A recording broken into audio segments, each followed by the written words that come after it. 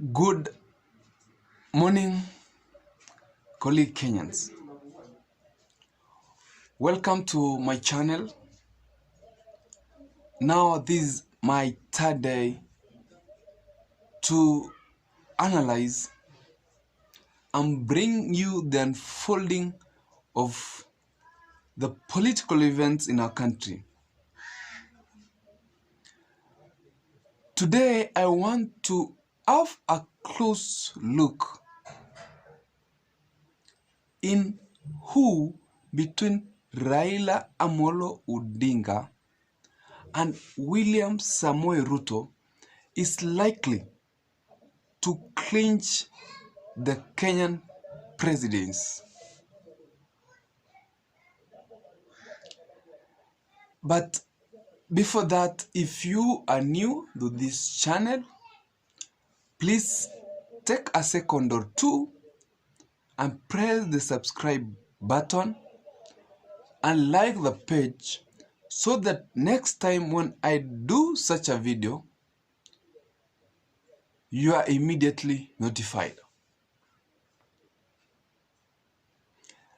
So the race for presidents in Kenya to succeed Uhuru Kenyatta has narrowed down, and now it's a matter of clarity that the next president of Kenya is between Raila Odinga and William Ruto.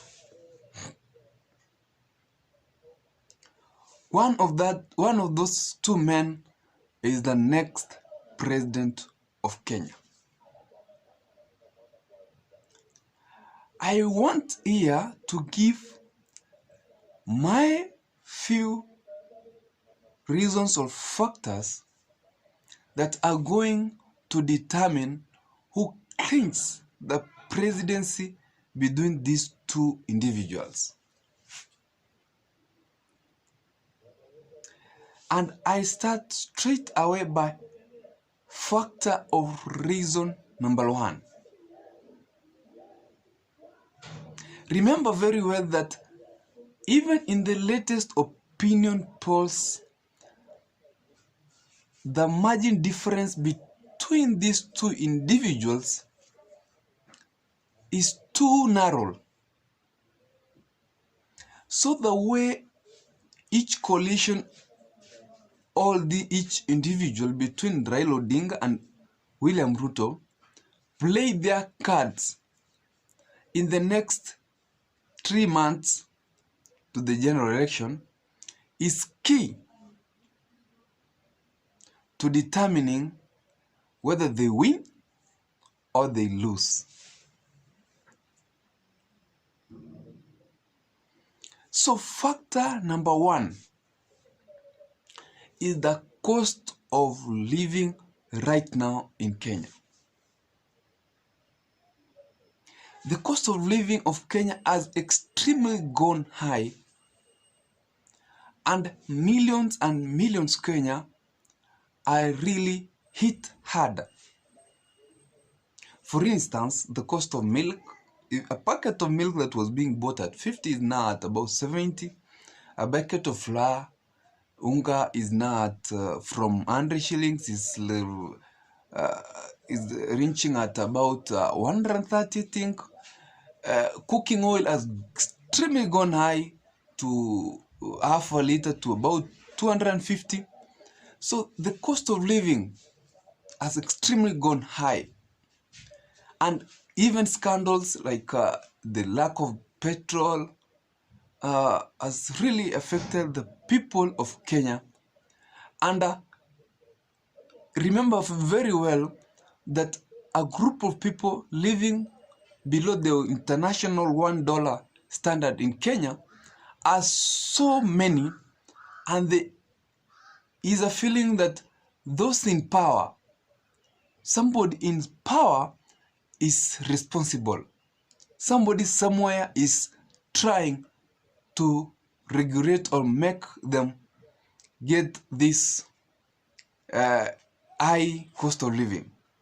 So whoever between Raila Odinga or William Ruto comes out publicly to defend the high cost of living, to talk about the high cost of living,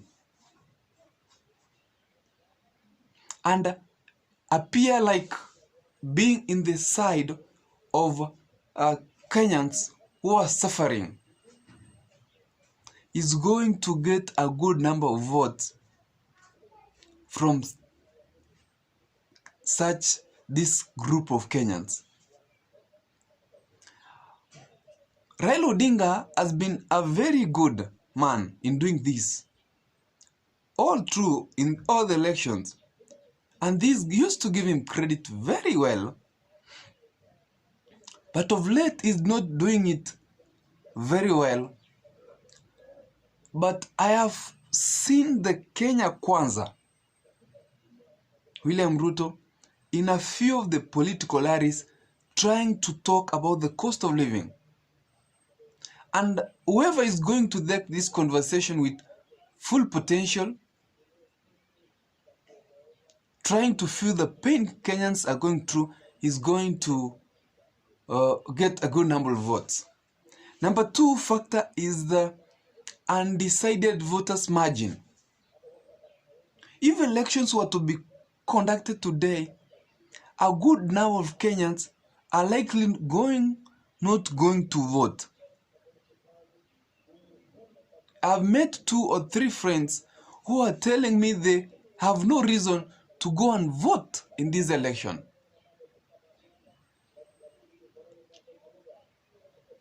Because they have not been fully convinced of the importance of going to choose either of these leaders. So equally, the person who is going to give reason through manifesto, through explaining his agenda, appealing to Kenyans with new ideas, is going also to clinch the presidency of our republic. So the undecided voters margin, and I can tell you for sure, it's a very wide margin. And these undecided voters, majority of them are from communities that don't have a presidential candidate, especially now in central Kenya. We have seen a time that where central Kenya used to vote about over 85%. But right now, today, their voting turnout might come down. Look at areas like the coast.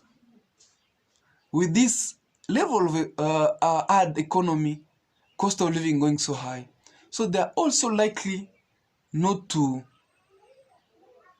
have a good turnout. Another factor that is going to determine who between Raila Odinga and Ruto clinches presidency is historical judgment.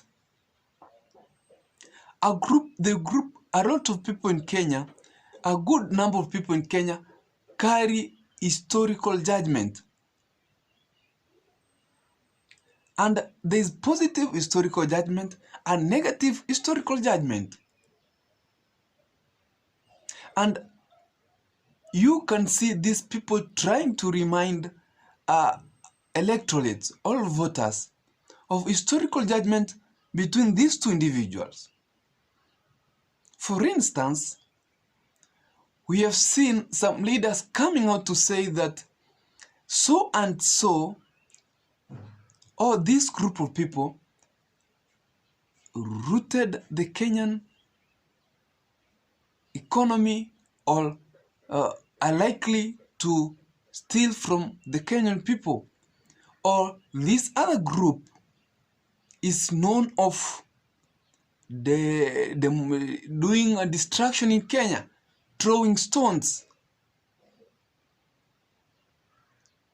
For instance, I saw Deputy President saying that the person who is known for trying to overturn government is so and so.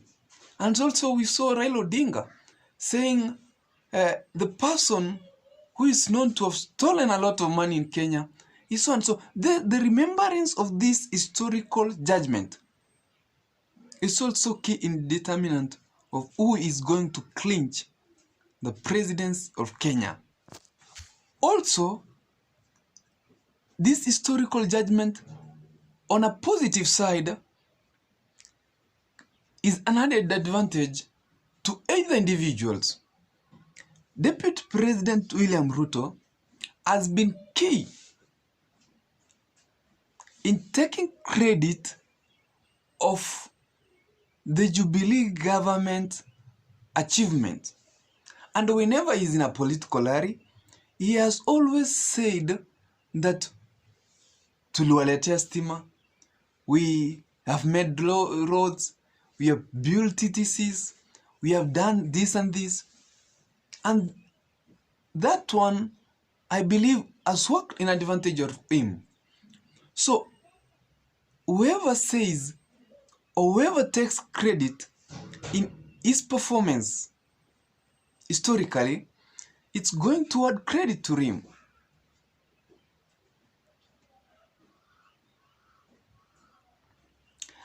The last reason I'm going to give you today is Uhuru Kenyatta and the Mount Kenya factor. Uhuru Kenyatta is the sitting president of Kenya. And Uhuru Kenyatta is very key in determining who becomes next president. How? If Uhuru Kenyatta today, when retires from State House, decides to go dormant like Kibaki did, not supporting any of the sides, or even if he supports without full efforts, then the rest of Kenya is going to be very hard. Remember that Uhuru Kenyatta has already declared his support for Raila Odinga. So the amount of effort Uhuru Kenyatta is going to support Raila Odinga, we need to see Uhuru Kenyatta come out, go to public rallies, and full support Raila Odinga. I think that is key in ensuring that Raila becomes president. He really intends so. We need to see Uhuru Kenyatta go to Mount Kenya and try to give Mount Kenya's people the reason why they should elect Raila Odinga. But if Uhuru Kenyatta want to do that, if Uhuru Kenyatta is not going to full support Raila Odinga, then the race is going to get tighter. Remember that a lot of people in Kenya support the presidency of Uhuru Kenyatta. So his support to Raila Odinga should be really seen to bringing some more votes to the basket of Raila Odinga. The Mount Kenya factor is that there has been some allegations that Raila Odinga can really clinch presidents without the Mount Kenyan people. And in my next video, I'm going to do an analysis of this. But is that really possible? There are some questions. So Uhuru Kenyatta equally must influence the people from Mount Kenya to come out and vote for Raila Odinga. Otherwise, William Samoei Ruto will clinch presidents if he puts the voting bloc of Mount Kenya together, and then Uhuru Kenyatta fails to convince Mount Kenya and the rest of Kenyan supporters to vote for Raila Odinga. So Uhuru Kenyatta as a sitting president is very key and determinant to who becomes president of our republic.